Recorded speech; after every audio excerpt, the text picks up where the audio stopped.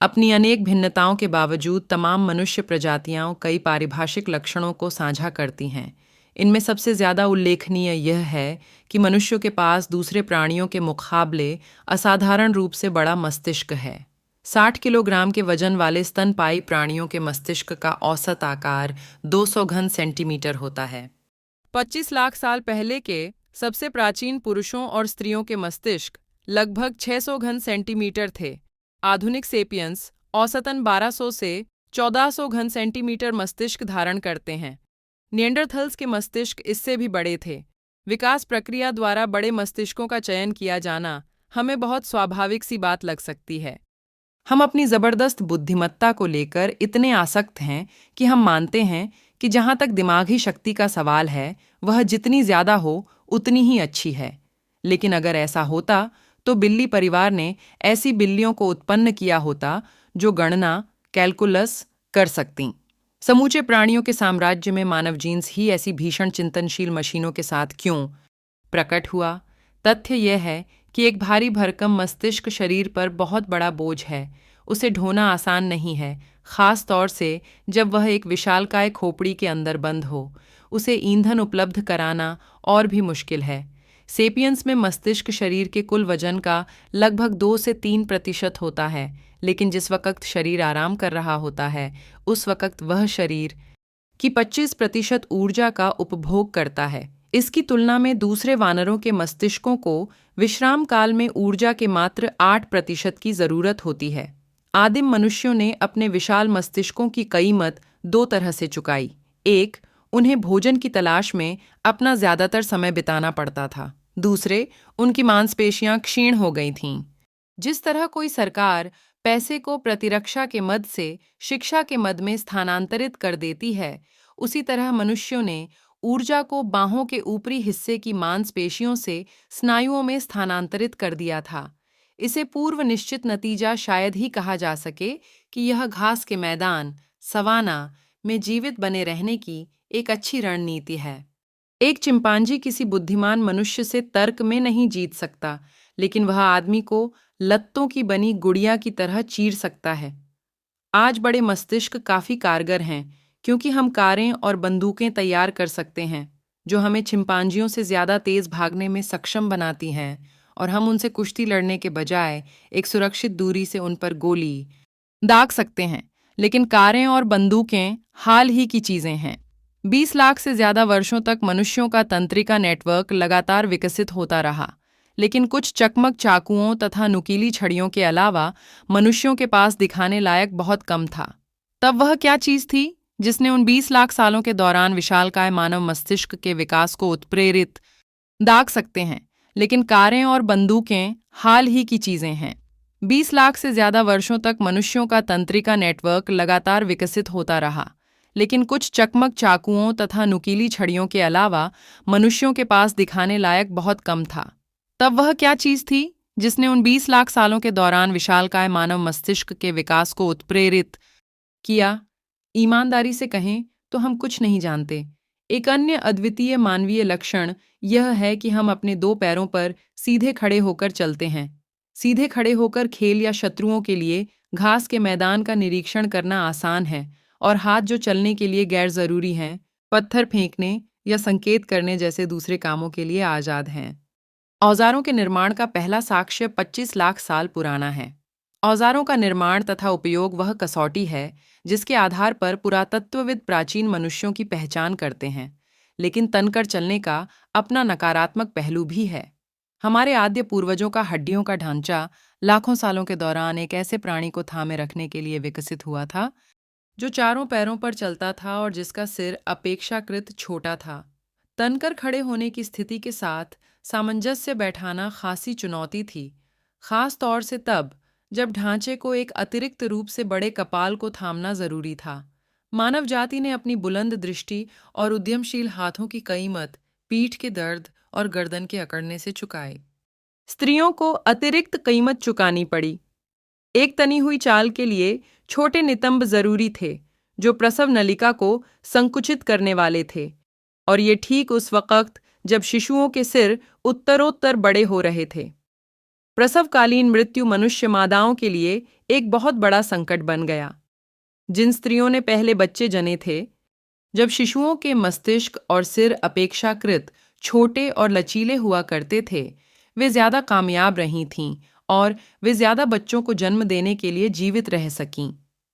प्राकृतिक वरण ने परिणामतः शुरुआती प्रसवों को सहारा दिया और वाकई दूसरे प्राणियों के मुकाबले मनुष्यों का जन्म समय से पहले हो जाता है, जबकि उनके जीवन से जुड़ी बहुत सी कार्य प्रणालियां पूरी तरह से विकसित नहीं हुई होतीं। एक बछड़ा जन्म लेने के कुछ ही समय बाद दौड़ने लग सकता है। बिल्ली का बच्चा जन्म लेने के कुछ ही हफ्तों बाद अपनी मां को छोड़कर खुद ही अपने भोजन की तलाश में निकल पड़ता है। इंसानी बच्चे असहाय होते हैं। वे भरण पोषण, संरक्षण और शिक्षा के लिए कई वर्षों तक अपने बड़ों पर निर्भर रहते हैं। इस चीज ने मानव जाति की असाधारण सामाजिक क्षमताओं और उसकी अनूठी सामाजिक समस्याओं में बड़ा योगदान किया है। पीछे लगे मोहताज बच्चों के साथ अकेली माताएं अपनी संतानों और खुद के लिए शायद ही पर्याप्त भोजन जुटा पाती थीं। बच्चों को बड़ा करने में परिवार के अन्य सदस्यों और पड़ोसियों की निरंतर मदद जरूरी होती थी। मनुष्य को बड़ा करने में एक पूरा कुटुंब लगता है। इस तरह विकास ने उन लोगों का साथ दिया जो मजबूत सामाजिक बंधन गढ़ने में सक्षम थे। साथ ही, चूंकि मनुष्य अपरिपक्व स्थिति में जन्मे होते हैं, उन्हें दूसरे प्राणियों के मुकाबले एक बड़ी सीमा तक शिक्षित और समाजीकृत किया जा सकता है। बहुत से स्तनपायी गर्भ से इस तरह निकलते हैं जैसे आवां से चमकता हुआ मिट्टी का बर्तन निकलता है। नया आकार देने की कोई भी कोशिश उसमें खरोंचें पैदा कर सकती है या उन्हें तोड़ दे सकती है।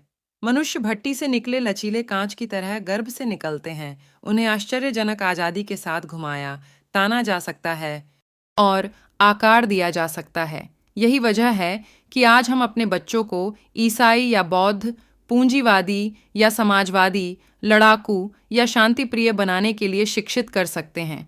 हम मानते हैं कि बड़ा मस्तिष्क, औजारों का इस्तेमाल, सीखने की उत्कृष्ट क्षमताएं और जटिल सामाजिक संरचनाएं बहुत बड़ी सुविधाएं हैं। ये बात स्वतः सिद्ध लगती है कि इन चीज़ों ने मानव को पृथ्वी का सबसे ताकतवर प्राणी बनाया है, लेकिन मनुष्य इन तमाम सुविधाओं को पूरे 20 लाख वर्षों तक भोगते रहे, जिस दौरान वे कमज़ोर और महत्वहीन बने रहे।